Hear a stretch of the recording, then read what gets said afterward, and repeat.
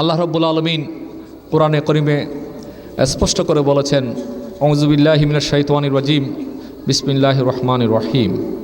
কুনতুম খায়রা উম্মাতিন উখরিজাত লিন-নাস তা'মুরুনা বিল মারুফ ওয়া তানহাউনা আনিল মুনকার। আল্লাহ রাব্বুল আলামিন ইরশাদ করেছেন, তোমরাই সর্বোৎকৃষ্ট জাতি, তোমাদেরকে মানব জাতির কল্যাণের জন্যই দুনিয়াতে পাঠানো হয়েছে। তোমরা মানুষকে সৎ কাজের আদেশ দেবে, অসৎ কাজ থেকে মানুষকে বিরত রাখবে। এই যে মহান দায়িত্ব পালনের মাধ্যমে আমরা নিজেদেরকে সর্বোৎকৃষ্ট জাতি হিসাবে প্রতিষ্ঠিত করতে পারি। যদি আমরা এই দায়িত্ব পালনে ব্যর্থ হই, তাহলে আমাদের যে মর্যাদা, যে সম্মান, যেই মহান রব্বুল আলামিন আমাদেরকে দিয়েই দুনিয়াতে পাঠিয়েছেন, সেই সম্মান আর মর্যাদা আমাদের জন্য আর থাকতে পারে না। সম্মানিত ভাইয়েরা, আজকে আমরা যারা এখানে উপস্থিত আছি, আমরা প্রত্যেকেই নিজেদেরকে এই দুনিয়ার জীবনে, আমরা প্রত্যেকে নিজেদেরকে একজন মুসলমান হিসাবে দুনিয়ার জীবনে আমরা বাঁচতে চাই। দুনিয়ার এই জীবনে, হায়াতি জিন্দেগিতে আমরা প্রত্যেকেই কামনা করি, বাসনা করি, প্রত্যাশা করি আমরা একজন মুসলমান হিসেবে দুনিয়ার জীবনকে আমরা অতিবাহিত করব। কেউ চায় না মুসলমানের ঘরে জন্মগ্রহণ করে একজন ব্যর্থ এবং একজন দুর্বল ইমানের অধিকারী হয়ে দুনিয়া থেকে যাওয়ার এই বিষয়টি আমাদের কারো কাম্য নয়। আমরা প্রত্যেকেই কামনা করি আমরা দুনিয়ার জীবনকে আমরা কোরআন এবং হাদিসের আলোকেই পরিচালিত করে একজন প্রকৃত মুসলমান হিসাবে আমাদের হায়াতের সর্বশেষ মুহূর্তটি আমরা অতিক্রম করব, অতিবাহিত করব। সেই লক্ষ্যে আমরা আমাদের জীবনকে কোরআন এবং সুন্নাহর আলোকেই পরিচালনা করার জন্য সকলেই চেষ্টা করছি। কিন্তু বাস্তবেই শয়তান আমাদের ঘিরে বসেছে। শয়তান আমাদের চলার পথে, আমরা যখন কোরআনের বাণী যখন আমাদের জীবনে বাস্তবায়নের জন্য চেষ্টা করি, হাদিসের বাণী যখন আমরা জীবনের বাস্তবায়নের জন্য চেষ্টা করি, আমরা যখন সত্যিকার অর্থে একজন প্রকৃত ইমানদার হিসেবে নিজেকে পরিচালিত করার জন্য চেষ্টা করি, তখন শয়তান আমাদের চতুর্দিকে আমাদেরকে আক্রমণ করে। এটি হচ্ছে শয়তানের চ্যালেঞ্জ।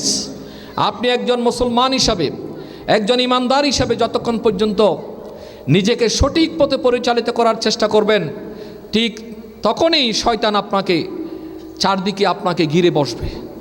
আপনাকে ডান দিক থেকে, বাম দিক থেকে, সামনের দিক থেকে, পিছনের দিক থেকে আপনাকে আক্রমণ করবে। এই আক্রমণে যদি আপনি নিজেকে ইমানের বলে বলিয়ান হয়ে সত্যিকার অর্থে শয়তানকে মোকাবেলা করতে পারেন, পরাস্ত করতে পারেন, আপনি সত্যিকার অর্থে তখন মুসলমান। আপনি সত্যিকার অর্থে একজন ইমানদার, আপনি সত্যিকার অর্থে একজন মুমিন, আপনি সত্যিকার অর্থে একজন আল্লাহর সৈনিক, রসুলের সৈনিক হিসাবে নিজেকে পেশ করতে পারবেন। সম্মানিত উপস্থিতি, সেই জন্যেই আজকে আমাদেরকে সত্য এবং ন্যায়ের পথে পরিচালিত হলেই আমাদের সামনে বাধা আসবে, আমাদের সামনে অনেক জুলুম নির্যাতনের স্টিম রোলার আসবে, আমাদের উপর অনেক বিপদ মুখোমুখি হতে পারে যদি আমরা সত্যিকার অর্থে ইমানের দাবিতে সোচ্চার হয়ে থাকি। সেজন্য আমি আপনাদেরকে আহ্বান করব, আজকের এই দিনে, এই সময়ে আজকে আমরা সুন্দর পরিবেশে কোরআন এবং হাদিসের আলোচনা শোনার জন্য এখানে উপস্থিত হয়েছি। আরও সম্মানিত উলামায়ে কেরাম আপনাদের সামনে গুরুত্বপূর্ণ আলোচনা আপনাদের সামনে পেশ করবেন। আমরা সকলেই মন দিয়ে শুনবো ইনশাআল্লাহ। এই সুন্দর পরিবেশ, এটা আল্লাহ তাআলা আমাদের জন্য অত্যন্ত মেহেরবানি করেছেন। এই সুন্দর পরিবেশে এই কোরআনের মাহফিল, হাদিসের বয়ান, কোরআনের বয়ান, আল্লাহ রসুল সাল্লাল্লাহু আলাইহি ওয়াসাল্লামের জীবন আদর্শ আজকে আমরা এই মাহফিলের মাধ্যমে শোনার সুযোগ পাব। কিন্তু অত্যন্ত দুর্ভাগ্যজনক হলো সত্য, আজ থেকে 6 মাস আগেও আমরা আমাদের সেই দিনের আওয়াজকে সঠিকভাবে মানুষের কাছে উপস্থাপন করতে পারিনি। আজকে অত্যন্ত দুর্ভাগ্যজনক হলো সত্য, আজ থেকে 1 বছর আগেও আমাদের সম্মানিত উলামায়ে কেরামদের উপর বিভিন্ন ধরনের নিষেধাজ্ঞা ছিল। তারা নাকি ইসলামী আলোচনা করা, কোরআনের আলোচনা করা, হাদিসের বয়ান করা, তাফসিরুল মাহফিল করা, তাফসিরুল কোরআনের যে মাহফিলে করা, অনেক আলেম উলামাদের জন্য অনেক নিষেধাজ্ঞা ছিল। আমি আপনাদের কাছে জিজ্ঞাসা করতে চাই, আল্লাহ রাব্বুল আলামিন আমাদেরকে সৃষ্টি করেছেন, এই জমিন কার? আল্লাহর। এই জমিন আল্লাহর। এই জমিনে আমরা প্রত্যেকেই মনে করি যতক্ষণ পর্যন্ত না কোরআনের শাসন কায়েম হবে ততক্ষণ পর্যন্ত এখানে শান্তি প্রতিষ্ঠিত হতে পারে না। সুতরাং এই জমিনে আল্লাহর দ্বীন প্রতিষ্ঠার জন্যে একজন ওলামায়ে কেরাম, তার ইমানের দাবি হচ্ছে সেই মানুষকে হক এবং সত্যের কথা বলবেন। এই হক এবং সত্যের কথা বলার ক্ষেত্রে বাধা দেওয়ার, নিষেধাজ্ঞা দেওয়ার কোনো অধিকার কি কারো আছে? কোনো অধিকার নেই। কিন্তু আমরা সেই পরিবেশ দেখেছি, অত্যন্ত বারাক্রান্ত হৃদয়ে আপনারা সেই বিষয়গুলো লক্ষ্য করেছেন, কোনো প্রতিবাদ করতে পারেননি। এটা আমাদের জন্য অত্যন্ত দুর্ভাগ্যজনক। একজন মুসলমানের দেশে, যেখানে শতকরা 90 জন মুসলমান, সেই দেশে আজকে এই ধরনের চিত্র আমরা সেই দুঃশাসনে দেখেছি, আমরা সেই স্বৈর শাসনে দেখেছি। যেই পরিবেশে এই দেশের মুসলমান, এই দেশের মুসলিম উম্মা, তারা তাদের সেই দ্বীনের প্রসার করতে বাধাগ্রস্ত হয়েছে। কিন্তু আজকে আল্লাহ রাব্বুল আলামিন আমাদেরকে এই ধরনের একটা পরিবেশ থেকে আল্লাহ তাআলা আমাদেরকে মুক্ত করেছেন, আলহামদুলিল্লাহ।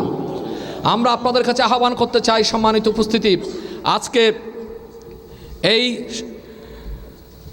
তালিমুল কোরআন ফুরকানিয়া মাদ্রাসার যে সভা, বার্ষিক সভা এবং সিরাতুন নবী সাল্লাল্লাহু আলাইহি ওয়াসাল্লাম মাহফিলের এই অনুষ্ঠানে আপনারা যারা শরীক হয়েছেন, উপস্থিত হয়েছেন, আমি আপনাদের কাছে দুটো আহ্বান করতে চাই। একটি আহ্বান হচ্ছে আমাদের জীবনকে সুন্দর এবং ন্যায়ের পথে পরিচালিত করার জন্যে আমরা সবসময় নিজেদেরকে একজন মুমিন হিসাবে, একজন আল্লাহর প্রকৃত গোলাম হিসাবে, একজন ইমানদার হিসাবে আমাদের জীবনকে গঠন করার জন্য আমাদেরকে চেষ্টা করতে হবে। আত্মগঠনের মাধ্যমেই নিজেকে সঠিকভাবে একজন আল কোরআনের মূর্ত প্রতীক হিসাবে, ইসলামের একজন মূর্ত প্রতীক হিসাবে যদি নিজেকে তৈরি করতে সক্ষম হন, তাহলে আপনি আপনার জীবনকে সফল কাম জীবনের অধিকারী মনে করতে পারেন। একজন মানুষের সফল জীবন তখনই আপনি মনে করতে পারেন যদি আপনি প্রকৃতপক্ষে একজন আল্লাহ রসুলের একজন উম্মত হিসাবে রসুল সাল্লাল্লাহু আলাইহি ওয়াসাল্লামের আদর্শকে ধারণ করে নিজেকে যদি আল্লাহ রসুলের আদর্শ প্রতিষ্ঠার সংগ্রামে নিজেকে পেশ করতে পারেন। সেইভাবে করে আমরা আমাদের জীবনকে, ব্যক্তিগত জীবনকে সুন্দর করার জন্য চেষ্টা করব। আমরা ইসলামের যে মৌলিক ইবাদতগুলো আল্লাহ তাআলা আমাদের জন্য নির্ধারণ করেছেন, নামাজ, রোজা যে আমাদের জন্য আল্লাহ তাআলা নির্ধারণ করেছেন, ইমানের পরে নামাজ, নামাজের পরে রোজা, হজ, জাকাত। হজ এবং জাকাত হচ্ছে বিত্তশালীদের জন্য, যারা সম্পদশালী তাদের জন্য। আর ইমান, নামাজ, রোজা প্রত্যেক মুসলমানের জন্য ফরজ এবং মৌলিক ইবাদত। এই ইবাদতের ক্ষেত্রে আমাদেরকে সর্বোচ্চ আন্তরিকতা দিয়ে এই ইবাদত আমাদেরকে পালন করার চেষ্টা করতে হবে। একজন মুসলমান সেই তার জীবনের নামাজকে কখনো সেই বাদ দিতে পারে না। জামাতের নামাজ একজন মুসলমানের জন্য এটা ইমানি দায়িত্ব, এটা অত্যন্ত আমাদের জন্য একটা আল্লাহর পক্ষ থেকে বাধ্যতামূলক একটা ইবাদত। সেই ইবাদতকে আমরা আমাদের সাধ্যমতো চেষ্টা করব আমরা জামাতের নামাজ আদায় করার মাধ্যমে। আপনি যদি যেই নামাজ কায়েমের জন্য, জাকাত প্রতিষ্ঠার জন্য যদি আপনি ভূমিকা পালন করতে পারেন, তাহলেই এই সমাজে শান্তি প্রতিষ্ঠিত হবে, এই সমাজে সুবিচার প্রতিষ্ঠিত হবে, ইনসাফ প্রতিষ্ঠিত হবে, ন্যায় প্রতিষ্ঠিত হবে। মানুষ জুলুম থেকে, সকল প্রকার অনাচার থেকে, বেবিচার থেকে, দুর্নীতি থেকে মানুষ বাঁচতে পারবে। এটি ছাড়া কখনো সম্ভব নয়। সেই জন্য আল্লাহ রাব্বুল আলামিন কোরআনে কারীমে স্পষ্ট করে বলেছেন, আল্লাযীনা ইম্মাক্কান্নাহুম ফিল আরদ আকামুস সালাত ওয়া আতুজ যাকাত। আল্লাহ তাআলা স্পষ্ট করে বলেছেন, তা'মুরুনা বিল মারুফ ওয়া তানহাউনা আনিল মুনকার। আল্লাহ তাআলা বলেছেন, এমন একটি কল্যাণ রাষ্ট্র, যেই কল্যাণ রাষ্ট্র প্রতিষ্ঠিত হলে এই দেশে নামাজ কায়েম হবে, জাকাত প্রতিষ্ঠিত হবে, মানুষকে সৎ কাজের দিকে মানুষকে আহ্বান করা হবে এবং অসৎ কাজ থেকে মানুষকে বিরত রাখা হবে। এটি হচ্ছে একটি কল্যাণ রাষ্ট্রের রাষ্ট্রীয়ভাবে দায়িত্ব পালন করা হবে। সম্মানিত উপস্থিতি, মুহাম্মদ রাসূল সাল্লাল্লাহু আলাইহি ওয়াসাল্লাম যেভাবে মদিনার রাষ্ট্র কায়েম করার মধ্য দিয়ে মদিনার মানুষের জনজীবনে যেভাবে শান্তি ফিরে এসেছিল, আজকে বাংলাদেশেও একটি সেই কল্যাণ রাষ্ট্র প্রতিষ্ঠিত করতে হবে ইনশাআল্লাহ।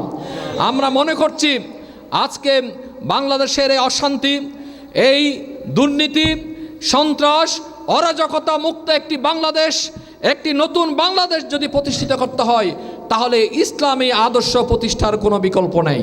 আমাদেরকে জীবনের প্রতিটি ক্ষেত্রে, ব্যক্তিগত জীবনে, পারিবারিক জীবনে, সামাজিক জীবনে, রাষ্ট্রীয় জীবনে, জীবনের প্রতিটি ক্ষেত্রে আমাদেরকে ইসলামকে একটি বিজয়ী আদর্শ হিসেবে প্রতিষ্ঠার জন্যে আমরা সকলেই ঐক্যবদ্ধ ভূমিকায় আমরা এগিয়ে যাব। আমি সকলের প্রতি সে উদাত্ত আহ্বান জানিয়ে এবং আজকের এই মাহফিলের যারা কর্তৃপক্ষ আমাকে আজকের অনুষ্ঠানে দাওয়াত করেছেন, আমি তাদেরকে আন্তরিক মোবারকবাদ জানাচ্ছি। ইনশাআল্লাহ আমাদের পক্ষ থেকে এই প্রতিষ্ঠানের প্রতি সার্বিকভাবে আন্তরিকতা, ভালোবাসা আমাদের সব সময় থাকবে। আমরা সংগঠনের পক্ষ থেকে, বাংলাদেশ জামাত ইসলামীর পক্ষ থেকে আমি সেই প্রত্যাশা ব্যক্ত করে সকলকে আন্তরিক মোবারকবাদ জানিয়ে আমার সংক্ষিপ্ত আলোচনা এখানে শেষ করছি। আসসালামু আলাইকুম ওয়া রাহমাতুল্লাহি ওয়া বারাকাতুহু।